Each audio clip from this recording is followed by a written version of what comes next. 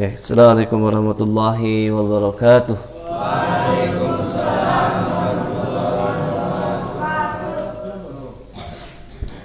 Alhamdulillahi wa kafa, salatan wassalaman ala nabiyina al-mustafa wa ala alihi wa ashabihi ahli sidqi wal wafa.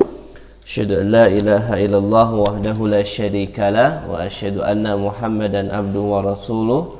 Muhammad ibni Abdullah wa ala alihi wa ashabihi wa man tabi'ahum bi ihsanin ila yaumil qiyamah ma ba'du. Asbahna ala fitratil Islam wa kalimatil ikhlas wa ala dini nabiyina Muhammadin sallallahu alaihi wasallam wa ala millati abina Ibrahim hanifa wa ma kana minal musyrikin.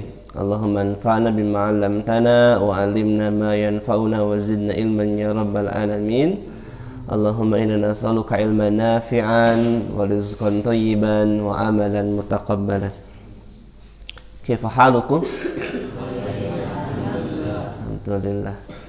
Shafus sabi' thamin tasi' ini tasi' ada tasi' ashir. Nah, kelas 11-nya sedang dalam liburan, insyaallah. Gede aja kan tuh, kasihan.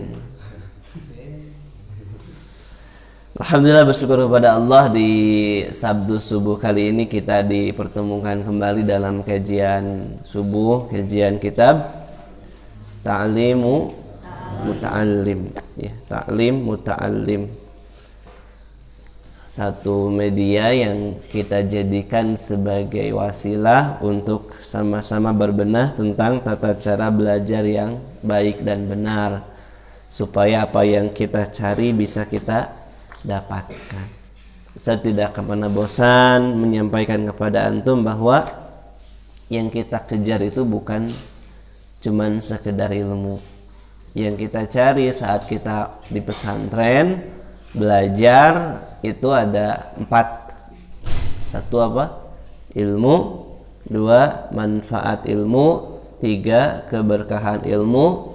4 buah dari ilmu. Jangan sampai hanya fokus ke ilmunya saja, ke pengetahuannya saja, tapi harus bisa berusaha untuk bisa mendapatkan manfaat dari ilmu yang kita pelajari, bisa mendapatkan keberkahan dari apa yang telah kita terima, dan bisa mendapatkan buah dari ilmu itu apa? Amal. Buah dari ilmu itu amal. Al ilmu bila amalin kasyajari bila samarin. Ilmu tanpa amal itu bagaikan pohon tak berbuah. Berarti buah dari ilmu itu adalah amal. Itu yang kita kejar. Maka supaya hasil apa yang kita tuju, berusaha mencarinya dengan cara yang baik dan benar, sebagaimana bimbingan para ulama yang telah lebih dahulu merasakan bagaimana manisnya ilmu, merasakan bagaimana berhasilnya dalam menuntut ilmu. Kita akan lanjutkan masih di bab ta'zimul ilmi, ya. Masih bab ta'zimul ilmi.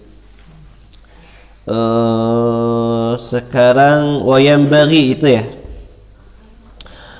Qala musannif rahimallahu taala, wayam bagi, dan dianjurkan li talibil ilmi, seorang pencari ilmu itu alla yajlisa, untuk tidak duduk qoriban, terlalu dekat, minal ustad, dari ustad, inda sabaqi, saat dia belajar, bi ghairi daruratin, tanpa ada kepentingan yang mendesak. Gitu. Nah, di sini maksudnya gini, antum sebagai pencari ilmu, murid, saat berhubungan dengan guru itu, kalau saat posisi guru antum sedang menyampaikan materi, posisikan sebaik-baik dan sebenar-benar guru, gitu. Karena kan ini, kita itu dibangun di sini, di pesantren itu kedekatan, ya. Tapi hati-hati juga, jangan merasa sudah dekat itunya jeung ustad deh, gitu. Lalu kemudian berani memperlakukan ustad, memperlakukan guru teh ciga kabalad, mun bicara peletukan gitu ya. itu kamu sampai non ka ustad teh ngaleng gitu. Ada posisinya itu. Kalau murabi ya, ustaz sebagai murabi, antum mutarabi itu kan pertama jadi guru, kedua jadi orang tua, ketiga jadi teman, keempat jadi apa lagi? Jadi konsultan gitu. Jadi mentor. Tapi kalau saat sabak berarti kan posisinya sebagai murid dan guru. Maka saat posisi antum menghadapi guru di prosesi pembelajaran, jadikan guru antum itu sebagai sebaik-baik guru. Maka posisi duduknya, posisi sikapnya itu harus penuh dengan rasa ta'zim. Mun di luar itu waktunya heureuy jeung murabi misalnya ada heureuy ya biasa sebagai seperti halnya dengan teman itu. Tapi ketika posisi sabak, posisi belajar, maka harus ta'zim, benar-benar ta'zim. Gitu ya. Bal yanbaghi an yakuna bainahu, dan hendaklah ada jarak antara dirinya wa bainal ustad, dan antara gurunya itu qadrul qaus katanya, seukuran atau sejarak busur panah. Fa innahu aqrabu ila ta'zim, hal itu lebih mendekatkan terhadap ta'zim atau hormat. Nah ini ya gini Ustaz, jeung atasnya jarak ayah sebusur panah lebih. Jadi ulah adak teh gitu. Walaupun pernah dicontohkan ya dulu oleh siapa? Oleh malaikat Jibril. Di hadis Jibril, hadis Arba'in nomor 2 itu yang panjang. Ada kan? Tiba-tiba siapa? Seorang laki-laki datang yang tidak kelihatan asarus safar gitu. Lalu kemudian orang ini asing, tapi teka tingali ciga nunges nyaba, karena rapih bajunya, rambutnya juga rapi. Tiba-tiba apa yang terjadi? Laki-laki ini duduk di hadapan Nabi Muhammad SAW, fa asnada rukbataihi ila rukbataihi, sampai menyandarkan lututnya ke lutut Nabi, jadi antel. Lalu kemudian tangannya disimpan di paha Nabi. Itu ya, para sahabat yang waktu itu melihat aneh, belum pernah ada sahabat yang berani melakukan hal yang seperti itu. Para sahabat aneh itu, songong gitu kan, selonong boy tiba-tiba datang gitu. Nah tapi itu malaikat Jibril yang mengajarkan kepada Nabi. Jadi posisinya justru yang bertanya itu sebagai guru kan, laki-laki itu sebagai guru yang memberikan pengajaran kepada Nabi dan pada sahabat. Tapi kalau posisi aslinya murid kepada guru seperti antum dengan ustadz, antum dengan guru-guru antum, maka jaga jarak ya, jaga jarak. Mesti ingat ya kata Ustadz Muhib itu yang gurunya di Demak, bagaimana kalau mau menghadap ke gurunya? Ngesodnya di jarak sakumaha, mulai masuk lawang panto sampai ngadap ke gurunya itu sampai ngesod gitunya, berani berdiri. Itu sikap ta'zimnya luar biasa. Nah di sini ada beberapa yang perlu Ustaz perbaikinya dan antara sikap antum mungkin kelas 7 lah, kelas 7, kelas 8 gitu.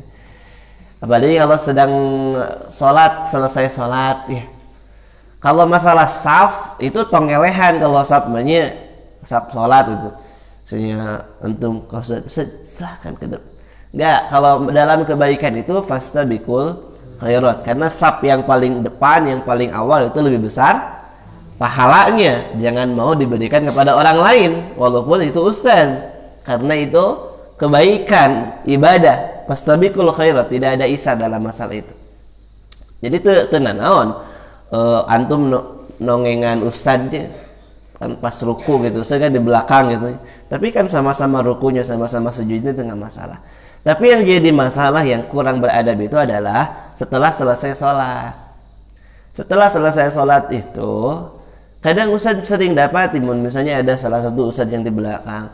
Antum tuh kalau mau lewat, sok dihareupeun gitu. Jadi ke depan guru gitu, ngelewatan jalan kaki. Bahkan jarak nate pasti gana irung di dupak gitu. Nah ini yang harus diperbaiki.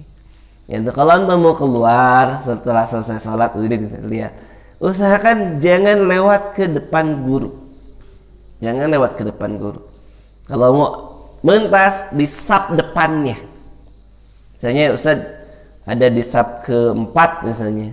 Antum mau lewat, antum lewatnya di depan saf 3 aja supaya tidak lewat ke depan Ustaz. Jadi jangan, usahakan jangan gitu. Ustaznya keduduk antum jalan ke hadapan anak. Usahakan jangan. Ya. Terus juga ini pelajaran juga ya, ada kalau kelas 7, kelas 8 gitu. Kalau mau salim kepada asatiz, itu mau cium tangan, kalau asatiznya posisinya sedang duduk, antum duduk. Jadi jangan cium tangan antum dalam posisi berdiri. Jadi ini Ustaz